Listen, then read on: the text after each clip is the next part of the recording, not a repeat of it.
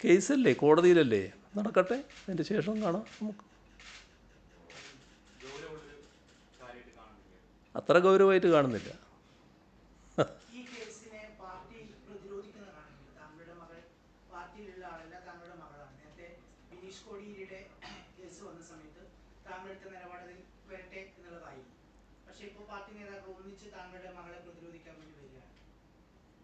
അതിലെന്താ ആശ്ചര്യം? നിങ്ങൾക്ക് എന്താ അറിയേണ്ടത്? ആ സംശയം നിങ്ങൾക്കുണ്ടല്ലേ? ആ, അതിൽ ബിനീഷിൻ്റെ കാര്യത്തിൽ കോടിയേരി ബാലകൃഷ്ണനെ പറ്റി പരാമർശം ഉണ്ടായിരുന്നില്ല. ഇതിൽ എൻ്റെ മകളെന്ന് പറഞ്ഞുകൊണ്ടാണ് തുടങ്ങിയത്. അതുതന്നെയാണ് പ്രശ്നം. ലക്ഷ്യം എന്താണെന്ന് പാർട്ടി കൃത്യമായി തിരിച്ചറിഞ്ഞിട്ടുണ്ട്. അതിൻ്റെ മറ്റു കൂടുതൽ കാര്യങ്ങളിലേക്ക് ഞാനിപ്പോൾ പോകുന്നില്ല കേട്ടോ. ഞാൻ പറഞ്ഞല്ലോ, കൂടുതൽ കാര്യങ്ങൾ കോടതിയിലല്ലേ, അതിരിക്കട്ടെ, നമുക്ക് നോക്കാം.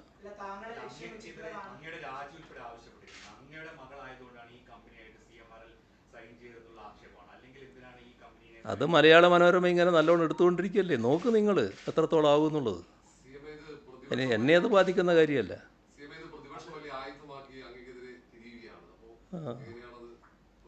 അതല്ലേ ഞാൻ പറഞ്ഞത്. അതിൻ്റെ അകത്ത് ഞങ്ങൾ അത്ര വലിയ ഗൗരവമായിട്ട് കാണുന്നില്ല. കോടതിയിലുള്ള കാര്യമാണ്, കോടതിയുടെ വഴിക്കങ്ങ് നീങ്ങിക്കോളും കാര്യങ്ങൾ. നിങ്ങളത് ആലോചിച്ച് വല്ലാതെ ബേജാറാവണ്ട.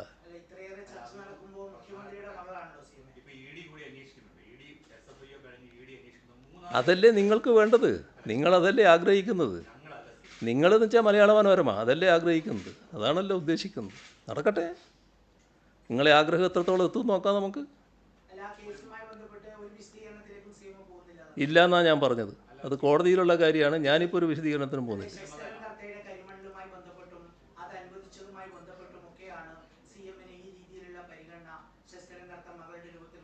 ശുദ്ധ അസംബന്ധമാണ് അത് എന്നൊക്കെയുള്ളത് നേരത്തെ തന്നെ അറിയാലോ എല്ലാവർക്കും. ഏതെങ്കിലും തെളിവുണ്ടോ അത്തരം കാര്യങ്ങൾക്ക്? നിങ്ങളെന്തെങ്കിലും അസംബന്ധം പറയാൻ വേണ്ടി പത്രസമ്മേളനം ഉപയോഗിക്കരുത് കേട്ടോ. ഞാൻ പറഞ്ഞ ഒട്ടേറെ കാര്യങ്ങളുണ്ട്, ഈ നാടിനെ ബാധിക്കുന്ന ഒട്ടേറെ കാര്യങ്ങളാണ്. അതിനെപ്പറ്റി യാതൊന്നും നിങ്ങൾക്ക് പറയാനില്ല. നിങ്ങൾക്കിപ്പം എൻ്റെ രാജി വരുമെന്നാണ് നോക്കിയിട്ടുണ്ട്. അതിങ്ങനെ മോഹിച്ച് നിൽക്ക്. അത്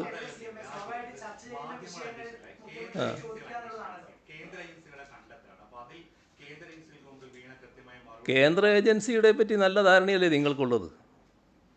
ആ ധാരണയും വെച്ച് നടക്കുന്നതാണ് ഞാൻ പറയുന്നത്. അത് കോടതിയിലുണ്ട്, കോടതിയിൽ കാര്യങ്ങൾ നടക്കട്ടെ.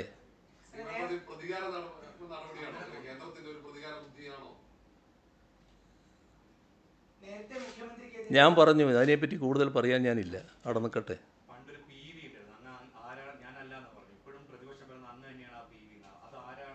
അത് അവർക്ക് അതിനകത്ത് പലരെയും പേര് പറഞ്ഞിട്ടുണ്ടല്ലോ. ആ പറഞ്ഞ പേരുകളിൽ ചില വ്യക്തതകളുണ്ട്.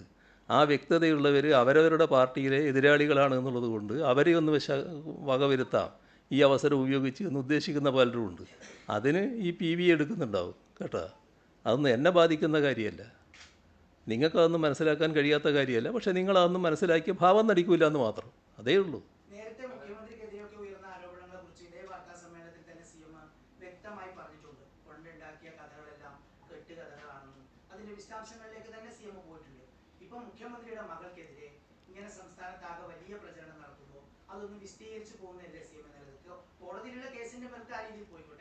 കോടതിയിലുള്ള കേസ് കോടതിയിലാണ് നേരിടേണ്ടത്, നിങ്ങളെ മുമ്പിലല്ല വിശദീകരിക്കേണ്ടത്. കോടതി നടക്കട്ടെ കാര്യങ്ങൾ. അങ്ങേ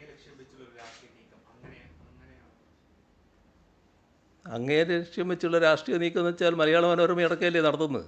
അത് ഞാൻ വിശദീകരിച്ചുകൊണ്ട് തീരുമോ? നിങ്ങൾക്ക് ബോധ്യമാവുമെന്ന് ഞാൻ കണക്കാക്കുന്നുണ്ടോ? നിങ്ങളത് തുടരില്ലേ? ഞാൻ പറയേണ്ടത് ഞാൻ പറഞ്ഞു കേട്ടോ.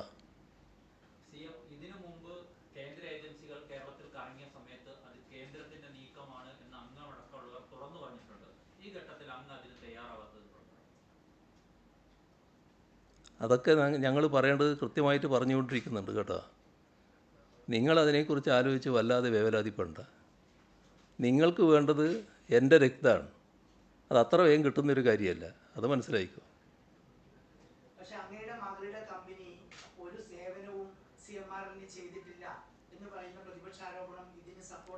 നിങ്ങൾക്ക് സാധാരണ സാമാന്യ ബുദ്ധി എന്ന് പറയുന്ന ഒന്നില്ല എന്നല്ലേ ഇതിൻ്റെ അർത്ഥം. അതുകൊണ്ടാണല്ലോ ഇങ്ങനെ ചോദിച്ചുകൊണ്ടിരിക്കുന്നത്.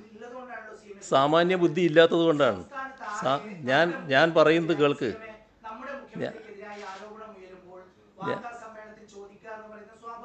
അത് ഞാൻ ചോദിക്കുന്നത് നിങ്ങളുടെ സാമാന്യ ബുദ്ധിയെക്കുറിച്ചാണ്. ആ സാമാന്യ ബുദ്ധി എന്താണ് ഇല്ലയെന്ന് ഞാൻ പറയുന്നത്? ഈ പറയുന്ന കാര്യം കണ്ടെത്തിയത് എവിടുന്നാണ്? എൻ്റെ മകൾ നടത്തുന്ന സ്ഥാപനം നൽകിയ സേവനത്തിന് അവർ നൽകിയ പ്രതിഫലം അത് കള്ളപ്പണമല്ലല്ലോ, അത് റെക്കോർഡ് അനുസരിച്ച് വന്നതല്ലേ. അതിന് കൊടുക്കേണ്ട ഇൻകം ടാക്സ്, അതിന് കൊടുക്കേണ്ട GST ഇതെല്ലാം കൃത്യമായി കൊടുത്തു കഴിഞ്ഞല്ലേ? അല്ല രേഖപ്രകാരമുള്ളതല്ലേ? നിങ്ങളാരെങ്കിലും അത് കാണുന്നുണ്ടോ? നിങ്ങളാരെങ്കിലും എന്നല്ല, നിങ്ങൾ കാണുന്നുണ്ടോ? അത് മറച്ചു വെച്ചുകൊണ്ടല്ലേ കാര്യങ്ങളൊക്കെ പറയുന്നത്. ഏതെങ്കിലും പുതിയ കണ്ടെത്തലുകൾ ഇതിൻ്റെ ഭാഗമായിട്ടുണ്ടോ? അത് വെച്ചുകൊണ്ട് നിങ്ങൾ നൽകാത്ത സേവനത്തിനാണ് പ്രതിഫലം എന്ന് പറഞ്ഞുകൊണ്ടാണല്ലോ പ്രശ്നങ്ങൾ ആരംഭിക്കുന്നത്. നൽകിയ സേവനമാണെന്ന് കമ്പനി പറയുന്നു, നൽകിയ സേവനത്തെപ്പറ്റി മകളുടെ കമ്പനി പറയുന്നു. ആ ഭാഗം മറച്ചു വെക്കില്ലേ? എന്താ അത് മറച്ചു വെക്കുന്നത്? അവിടെയാണ് ഇന്നയാളുടെ മകൾ എന്ന പ്രശ്നം വരുന്നത്. അതാണ് ഞാൻ പറഞ്ഞത്, അത്ര വേഗമൊന്നും അത് അവസാനിക്കില്ല എന്ന്.